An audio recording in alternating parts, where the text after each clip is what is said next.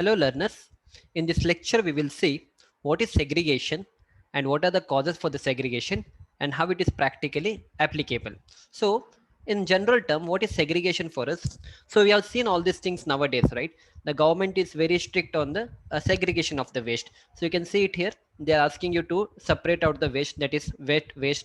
Then we have a dry waste, and then if there is a domestic hazardous waste, we need to separate it out, right? So the simple way of segregation is nothing but the separation of the waste.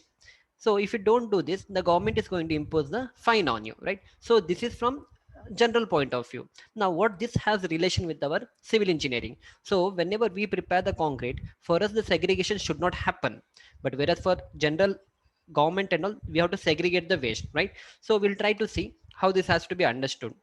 So now you can see here the concrete is prepared here, but what has happened, you can see the coarse aggregate here, right? But the cement paste has come somewhere here. That means your cement paste and coarse aggregate is not homogeneous, they have been separated out. In the same way, you see here the coarse aggregate here, the cement paste has gone here and all, right? Similarly, you can see it here, only you can see the coarse aggregate here. On this side you have a lot of water, and similarly you see it here as well. These people have prepared the concrete, but you can see the quality of a concrete, it is not workable. First of all, over that you can see the look at the aggregate size, and also look how the aggregates looks, right? That means here the segregation has happened, and this concrete if we use in our construction, then we are not going to get a good quality of a construction, and my structure won't be durable. So I need to avoid all these things. First we'll try to see the definition of a segregation, and then we'll try to see how do we minimize all these things, right? Yeah. So coming to the precautions to be taken while pouring the concrete. Yeah, before that, I'll go with the definition of a segregation.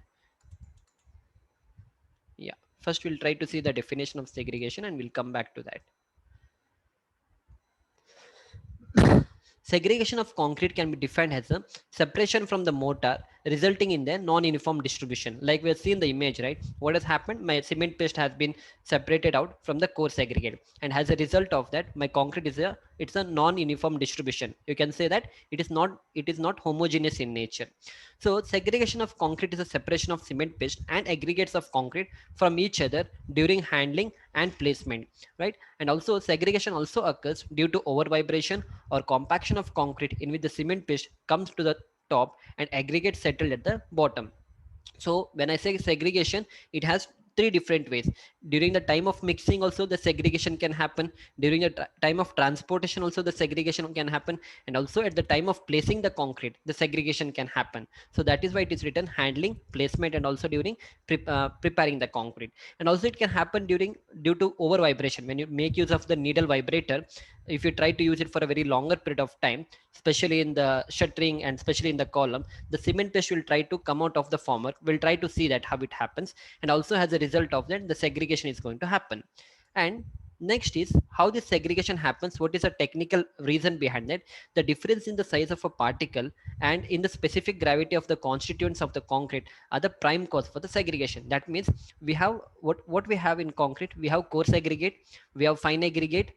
Let me write it here. We have coarse aggregate, we have fine aggregate, then we have cement paste, then sorry, we have cement, and then we have water, right? So out of this, coarse aggregate has maximum density compared to fine aggregate, then compared to cement, and water is the least.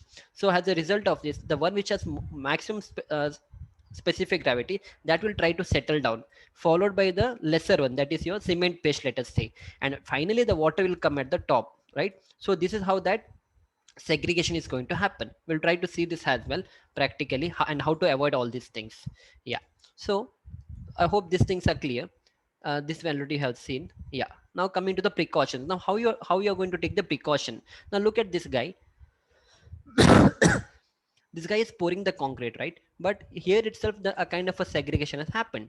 Only the coarse segregate is remaining here, the cement paste is falling here and all. So what actually we need to do, this NGL stand for natural ground level. Wherever is a ground level, no, it's a natural ground level. So whenever we pour the concrete, we have to make sure my height of fall, that is, this is from here I'm making my concrete fall, and this is my place where I have to pour the concrete, this height should not be greater than 1.5 meter. So I written it less than 1.5 meter. That means it should be less than 1.5 meter, which means it should not be greater than 1.5 meter. So whenever you pour the concrete, make sure that you are not pouring the concrete from height greater than 1.5 meter. If you're pouring it from height greater than 1.5 meter, then surely this segregation is going to happen. Let us say tomorrow you're working as a site engineer and you are in charge of this particular site, right? Now we are and learning all these things. So tomorrow you have to put this in the application form, and then you have to tell this guy not to make the concrete fall in this way. Instead of this, what you can do, you can keep a kind of a small chute, like you can see the let me clear everything. You can see this platform here, right? The same you get a kind of a steel platform, try to keep it here, and from there you try to pour the concrete. So as a result of that, your height of fall will be less than 1.5 meter, and as a result of that, the segregation won't happen. We'll try to see one more image for that. Yeah, now what is going to happen, you see it here as well. I'll come back to this later. Now here you can see, no, this guy is using the platform and then he's pouring the concrete. This is okay, but still there is a kind of a segregation. You can see again, no, you can see the cement paste is here and the core segregate is here.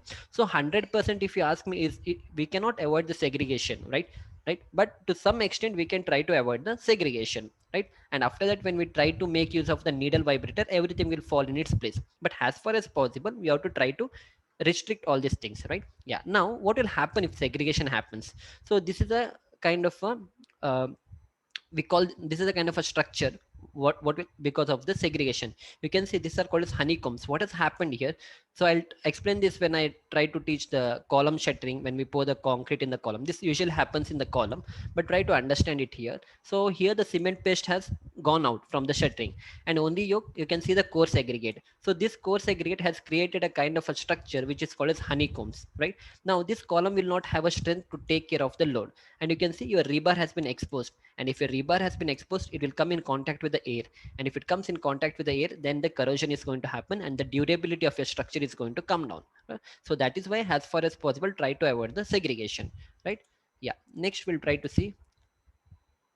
Yeah, now, so far what I explained, no, that was from placing. That is, whenever you pour the concrete, you should make sure that segregation should not happen.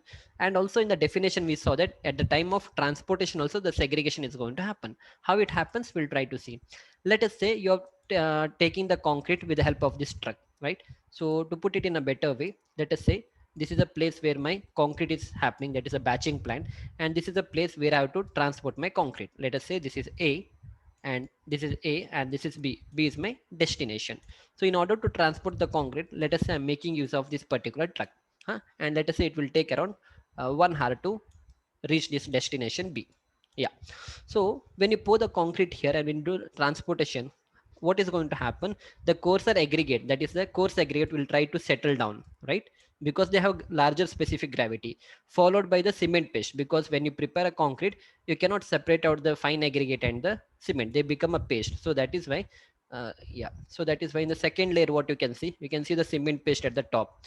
In this way, you're gonna see the cement paste. And then at last, since specific gravity of water is less compared to all the other two, so you can see at the top only water is here. So as a result of this, what has happened? Segregation has happened. So this is a kind of a strata. Let me write it here.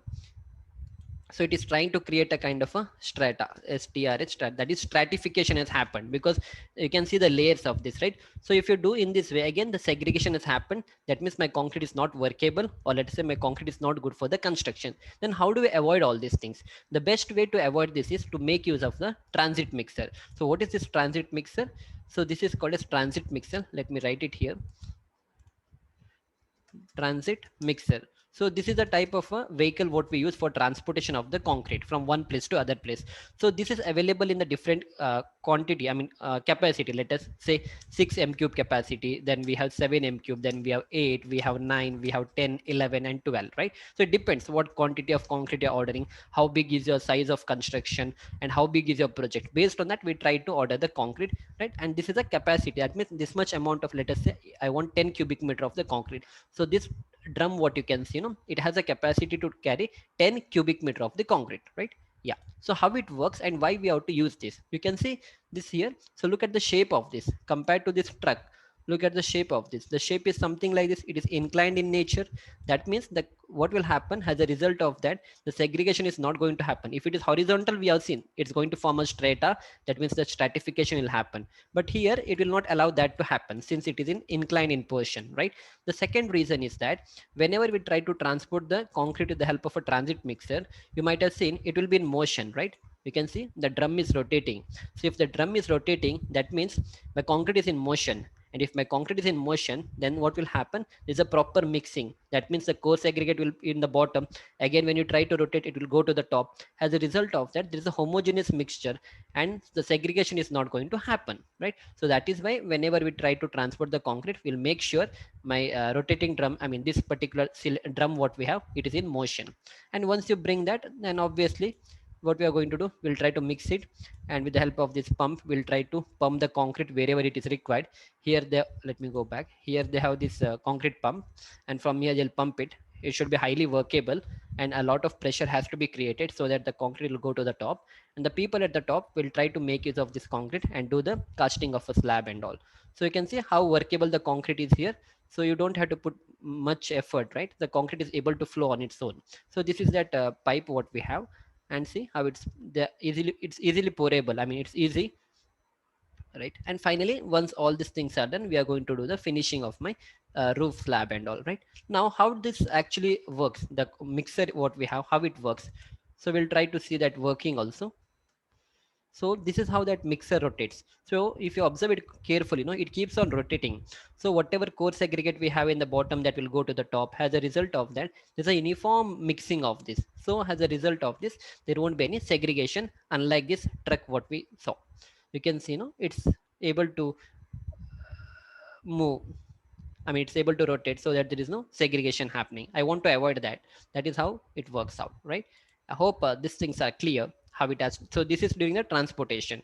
So next is, what are the causes for the segregation? What actually makes my concrete to segregate? The first is improper mix proportion, resulting in the large proportion of coarse particles as compared to the small proportions of the fine particles, causes the separation of the coarse particle from the mortar, right? It's very simple. If you don't properly mix your concrete, to put it in a simple way, let us say you're putting lot and lot of coarse aggregate and there is no proper water cement ratio maintained, obviously the segregation is going to happen.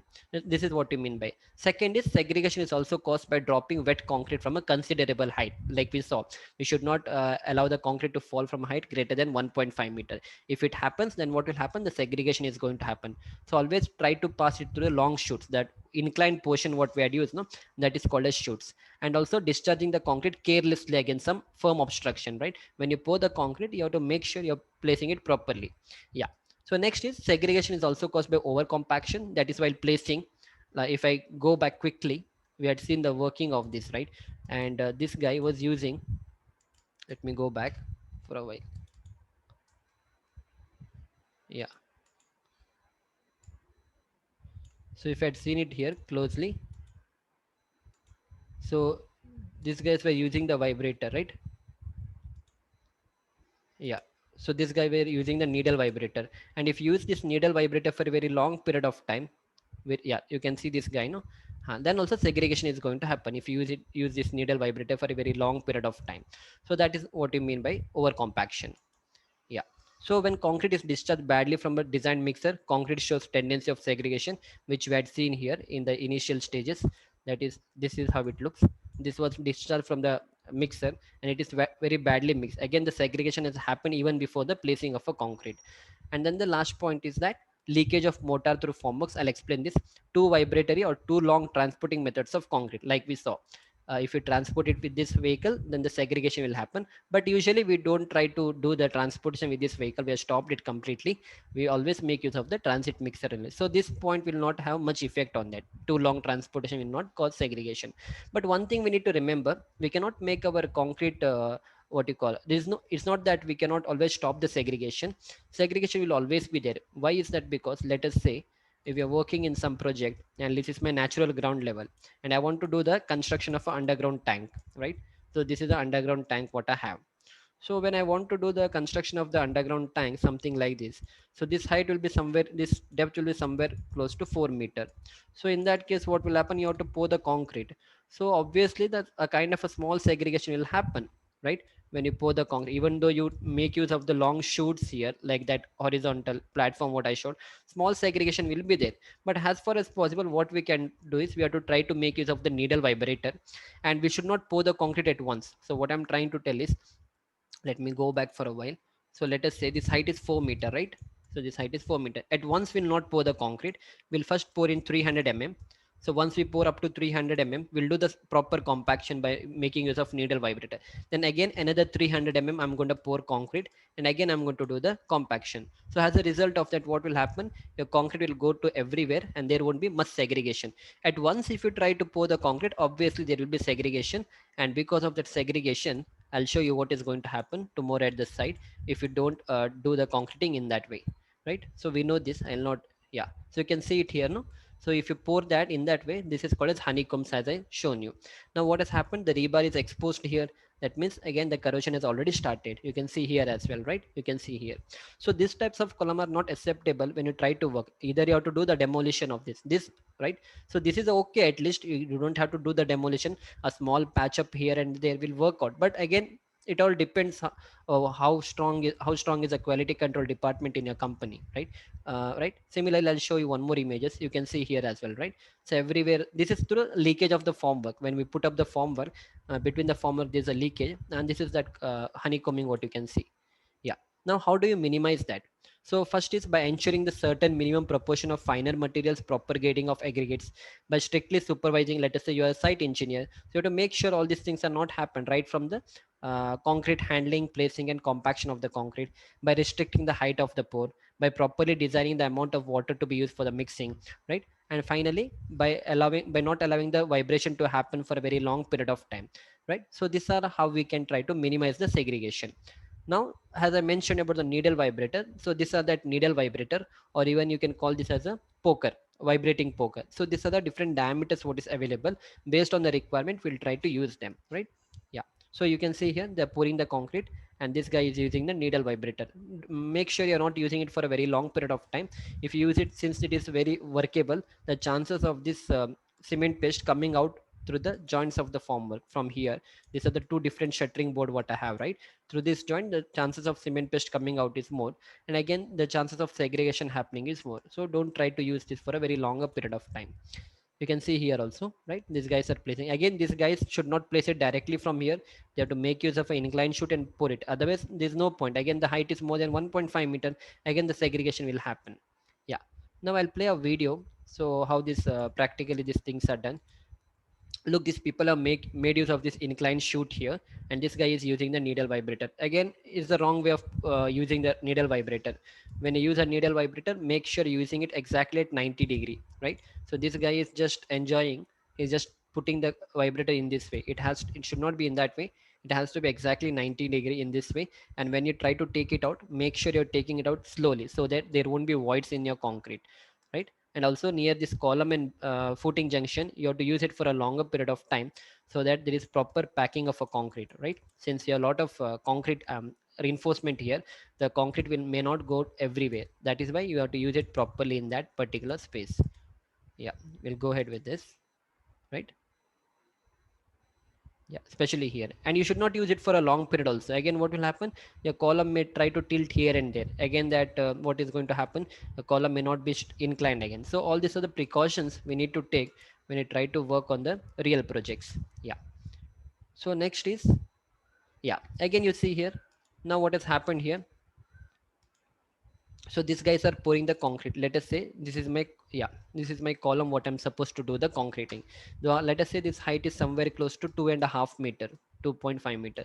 So what you're supposed to do, if you pour the concrete from here, the height is 2.5 meter, and we know that beyond 1.5 meter we should not do the concreting. The segregation will happen. So then what we try to do, what we can do is we'll make a small opening here. Okay, we'll try to make a small opening here, and let us say this opening is at a height of 1 meter or 1.2 meter, and from here we'll try to pour the concrete first, so that the concrete will reach everywhere. So once we reach to this level, we'll pack this opening again, and from here again we'll start to pour the concrete from the top. So next time when I try to pour the concrete from the top, the concrete will start from here. Again, this height is less than 1.5 meter, So that means my segregation will not happen. So usually if some people try to make use of this method where they try to create a small opening here, and from here they try to pour the concrete.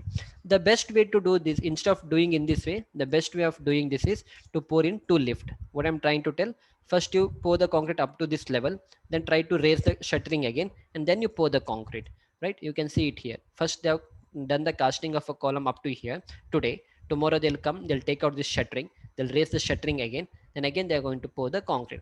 So due to this, what will happen, the concrete will not be, there won't be segregation. Yeah. So to put it in a better way, you can see it here.